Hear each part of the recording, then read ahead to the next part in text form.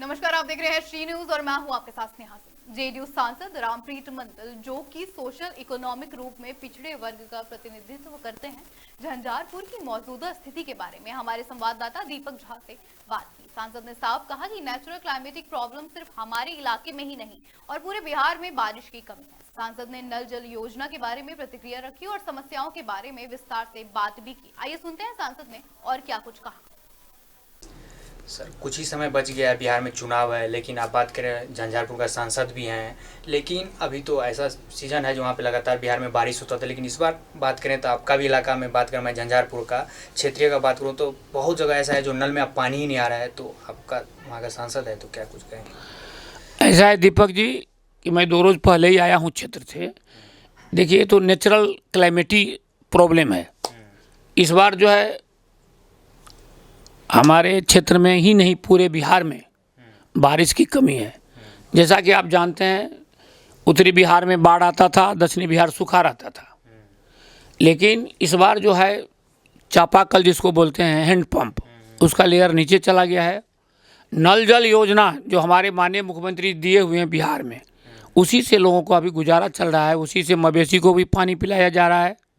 कहीं कहीं प्रॉब्लम है, कहीं पाइप टूट जाता है, कहीं लोगों ने पीने का पानी को इस्तेमाल खेती में कर देता है, कहीं कहीं प्रॉब्लम है। लेकिन हमने माननीय मुख्यमंत्री जी से, माननीय प्रधानमंत्री से आह्वान किए हैं और गुजारिश किए हैं, आग्रह किए हैं कि जल्द से जल्द बिहार अभी सूखा के हालात में से गुजरने जा रहा है। तो सूखा राहत, जैसा कि आप जानते हैं, किसान 80% किसान निर्भर बिहार में खेती पर है और किसानों का जो बिचड़ा होता है, जो खेती करते हैं, धान रोपने का सीजन है, वो बिचड़ा सूखता जा रहा है। मेरा जो राष्ट्रीय कार्यकारी अध्यक्ष श्री संजय झा जी हैं, जल संसाधन मंत्री भी थे और देखे होंगे 3 महीना पहले, 4 महीना पहले जो हम लोग हाउस चल रहा था, तो माननीय फाइनेंस मंत्री, माननीय प्रधानमंत्री जी ने है डैम बनाने की घोषणा की हमारे बिहार, नॉर्थ बिहार में, जो कोसी से पश्चिमी कोसी नहर, वहाँ देखे होंगे 9,600 कुछ करोड़ रुपया सेंक्शन हुआ है हाई डैम बनने के लिए। और पश्चिमी कोसी नहर में पंजाब की तरह, हरियाणा की तरह माननीय हमारे संजय झा जी ने एक प्रपोजल लाए हैं, DPR बनवाए हैं। 227 किलोमीटर रेंज में हर छोटे छोटे नहर के ऊपर में रोड रहेगा। जिस तरह से लोग 4 चक्कियाँ लेकर के जाएंगे अपने खेत में, पटवन करके खेती में गाड़ी से फिर चढ़ के अपने घर तक आएंगे। 237 कम से कम पुलिया बनेगी, पुल और पुलिया छोटी छोटी। काम हो रहा है, काम शुरू हो जाएगा। बिहार के इलेक्शन को देखते हुए हम लोग चाहते हैं कि बिहार के इलेक्शन से पहले हो जाए। जहाँ तक आपने कुछ देर पहले सवाल हमसे किए थे कि बिहार में आपने क्या किया, तो मैं आपको बता दूं, मेरा ये 2nd टर्म है।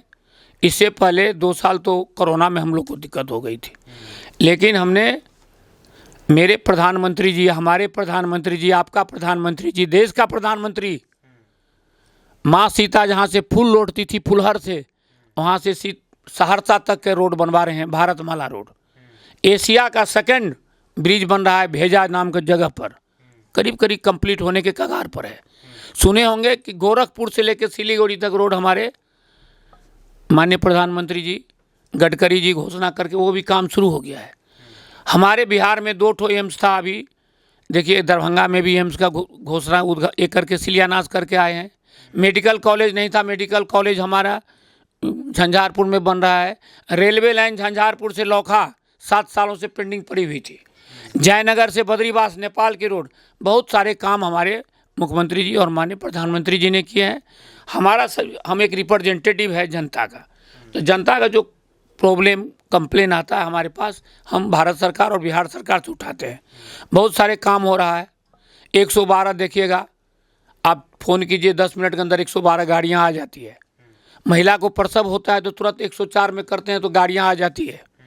तो ये सब योजनाएं कर रहे हैं और प्रयास है कि चुनाव आने से पहले जो काम अधूरा रह गया है, और जैसा कि आप जानते होंगे, हम लोग को फंड जो है 5 करोड़ का फंड है MP का। फिर भी MP लाइट से करीब 280 जगह मैंने काम किया और काम चल रहा है।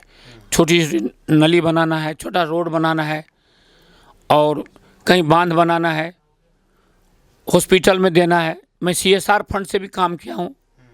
करीब 5 करोड़ से ज़्यादा CSR फंड लेकर के मैं हॉस्पिटल में बच्चों को पानी पीने के लिए RO लगवाया हूँ, बहुत सारे काम किया हूँ।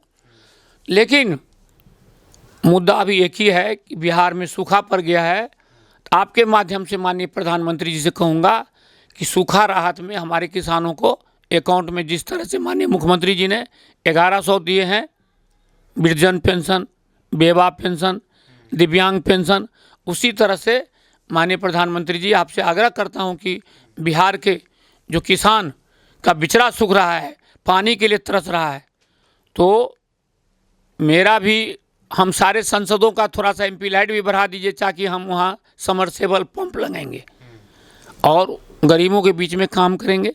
और आप जिसका बिचड़ा सूख रहा है किसानों का, जहाँ पानी का सुविधा नहीं वहाँ पानी देने का कृपा करेंगे, यही आपके माध्यम से माननीय प्रधानमंत्री से आग्रह है। देखिए, जिस तरह से लोगों को वहाँ पे सुखाव का सामना करना पड़ रहा है और सामने चुनाव है, NDA की सरकार भी आपका बिहार में, तो क्या लगता है जो चुनाव पे कुछ प्रभाव पड़ेगा इसको लेकर? देखिए, चुनाव का कोई प्रभाव नहीं पड़ेगा।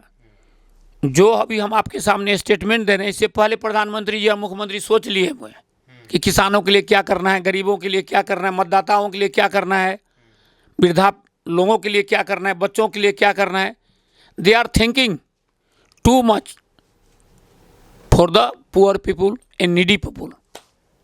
जी, तो सरकार सोच रही है और मुझे आशा है कि ये खबर हमारे झंझारपुर, हमारे बिहार की जनता तक पहुंचेगी।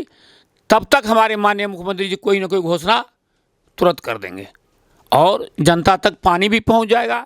जिनका बिचड़ा सूख रहा है उनके घर तक भी किसानों के खाता में पैसा पहुंच जाएगा।